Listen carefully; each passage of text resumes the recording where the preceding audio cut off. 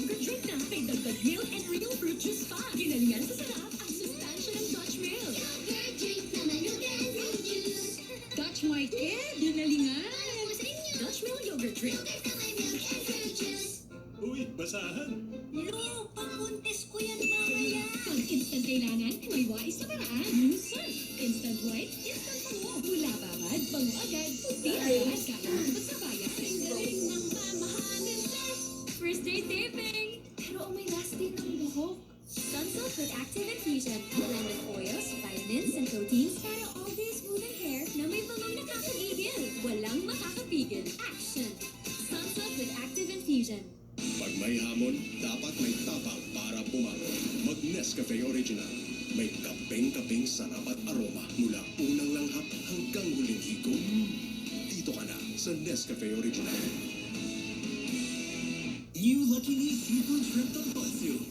Go big with flavor. Go with Lucky Me Go-Ka. Ganito dapat ang seafood sarap. Ito na ang seafood ko. Plated Maxi Dreads, magmahid ka na. 500 pesos lang, pero 5,000 ang dating. Ang next item naman natin. Para kumita, hindi silang sore throat. Pero ang sore throat virus, pwede maging ubo, sipon, hirikaso, at mahawang pamilya. Sa unang tabi, protect agad with Bactidol Cargo, most prescribed by doctors. To work in as fast as 30 seconds, to kill sore throat causing viruses, and helps protect for up to 12 hours. Protect agad with Bactidol. Available in lozenges. Daddy! Ma, ingat! Araw, kahit anong init mo, todo pa rin ang bango ng damit namin dahil may Surf Falcon with Sunbloom Technology. Extra kita, here I come! Pag naaarawan ng damit, mas bumabango under the init. Bango! Surf Falcon! Upgraded Axe Body Spray. Bust odor up to 48 hours and smell irresistible. Bust odor up to 48 hours and smell irresistible. Axe Effect. Pasarapin ang araw with delicious creamy coffee. Switch to Nescafe Creamy White. Buo ang lasa at sarap ng Nescafe, ang top choice na kape ng mga Pilipino. Smooth at creamy pa. Kaya lasap na lasap ang tumatagal ang sarap. Mapapaswitch ka na snap sa Nescafe Creamy White from Nestle. My hair is full of life. Patay, damage. Damaged hair can be lively again with Dove Serum Conditioner. With serum capsules that regenerate extremely damaged hair as fast as 1 minute for visibly healthy, stronger, flowy, smooth hair. Buhay na buhay! Dove. Imbis na toyo sa chicken adobo, i-push mo. I-oy sarap mo. I-mamasitas oyster sauce mo. 3 times oy sarap ang bawat subo. Mamasitas oyster sauce. 3 times oy sarap.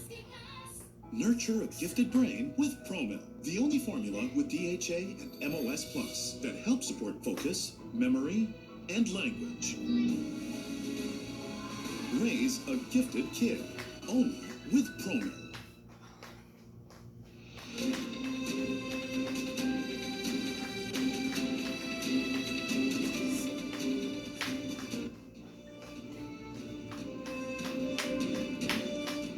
Narito ang mga binabantayan natin balita ngayong Webes. Pagpapadeport sa mga sangkot umano sa illegal na pogo, nasa Pasay si Bam Alegre. Lagay ng mga nasunugang residente sa Maynila ang ibabalita naman ni Jomer Apresto.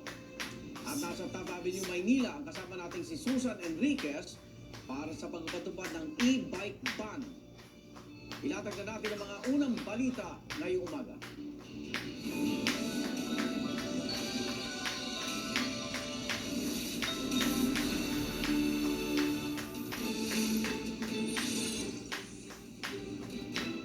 Halos 50 Chinese na sangkot umano sa mga illegal pogo operation nakadagdag i-deport ngayong araw. Bangis ng wanted sa tanggap pagpatay sa kanyang kapitbahay sa San Mateo Rizal na pinton sa Bacoor, Cavite.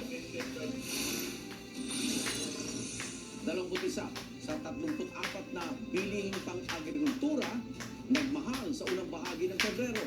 Kamatis, pinakamalaki ang taas presyo. Mga natrap sa baha sa Ecuador, tulong-tulong sa paggamit ng lubid para makaligtas. Beyonce, kauna-una ang Black Woman na umabot sa #1 spot sa Billboard's Hot Country Charts.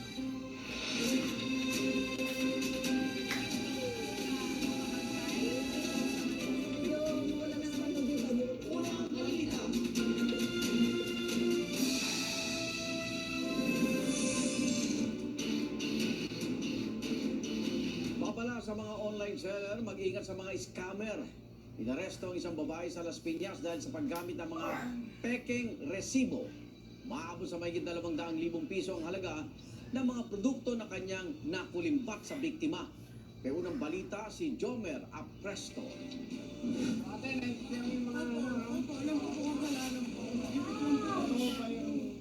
Nangiyak-ngiyak ang babaeng ito nang arestuhin ang mga tauhan ng Manila District Anti-Cybercrime Team sa isang subdivision sa Las Piñas City. Inirereklamo kasi siya ng isang online seller na pinadalhan niya umano ng mga peking banking transaction receipt. Mahigit 200,000 pisong halaga ng mga imported na produkto gaya ng mga relo ang nakulimbat umano ng suspect sa biktima.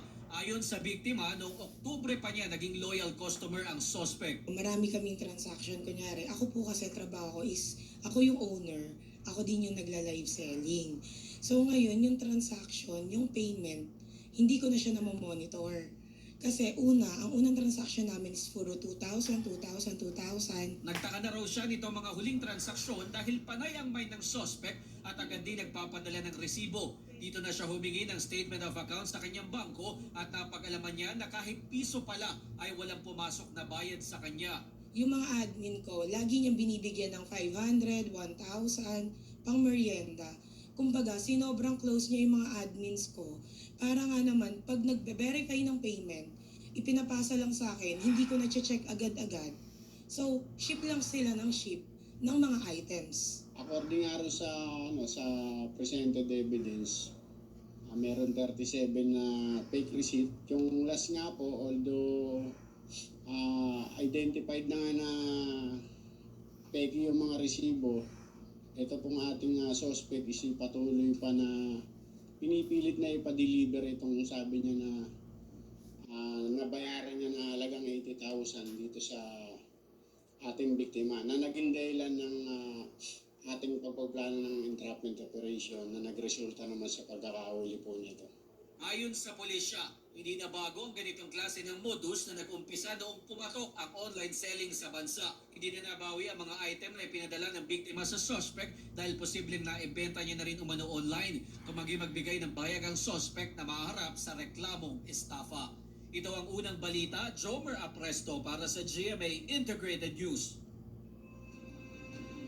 Nakatakdang i-deport pabalik sa China at Vietnam ang ilang dayuhan na santot umano sa iligal na pogo dito sa Pilipinas. At live mula sa Pasay may unang balita.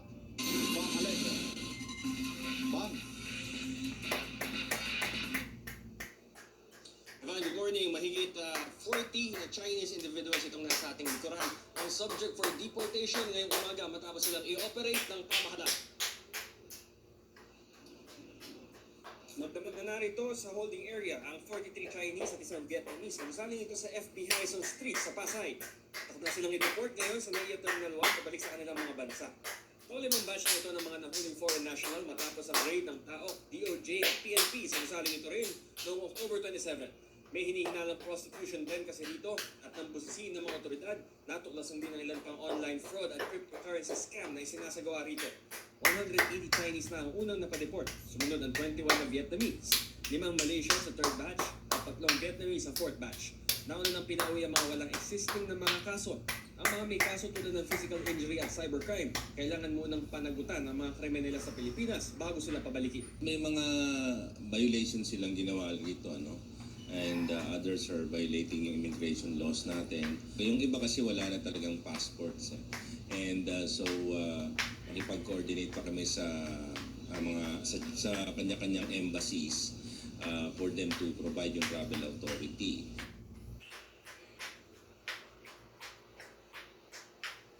Dagdag ni Yusek Gilbert Cruz, may kumulang 35 million pesos na naging cost ng government para sa upkeep nitong ng place, pati yung detention ng ating mga foreign nationals. nationals mula pa ng October. Kasama na rin yung flight cost. 7:30 a.m. nakatakbong mag-pull out dito itong ating mga teams para dalhin na sila sa NAIA Terminal 1. Ito ang live mula rito sa Pasay, Bam Alegre para sa GMA Integrated News. Arestado ang isang mangingisda sa Bacoor, Cavite na wanted sa tangkang pagpatay sa kanyang kapitbahay sa San Mateo, Rizal. Maliwanag ng suspect na gawa niyang krimen dahil ninakawan daw siya ng biktima. May unang balita si James Agustin. Ikaw ay na-arrest namin sa visa ng warrant of arrest. Matapos sa mahigit 2 buwang pagkatago, natunto ng Quezon City Police District ang 33 anyos na mangingisda sa Bacoor, Cavite na may warrant of arrest para sa kasong attempted murder.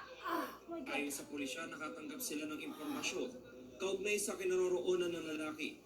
Pinerify naman agad ng ating kapulisan sa iwaran kung totoo nga yung impormasyon na binigay sa amin. Doon na positive naman yung impormasyon kaya pinuntahan agad ng ating kapulisan sa Bacoor, Cavite kaya nahuli siya. Ang krimen nangyari sa San Mateo, Rizal noong Nobyembre. Sugatan noon ang kapitbahay ng lalaki. Nagawa niya daw yung krimen na pananaksak dahil ninakawan siya ng biktima ng halagang 1,500. Itinanggi naman ng suspect na nagtago siya. Hindi rin daw niya alam na may warrant laban sa kanya. Pero aminado siyang sinaksak niya ang kapitbahay. Ninakawan pa ako nung time na yun. Tapos ilang linggo ko na pinagbibigyan na mabayaran ako kahit pa konti-konti, hindi niya ako binayaran. Ito ang unang balita. James Agustin para sa GMA Integrated News. Sa pagpapatuloy ng operasyon ng mga tauhan ng Manila Traffic and Parking Bureau dito po sa lungsod ng Maynila, 20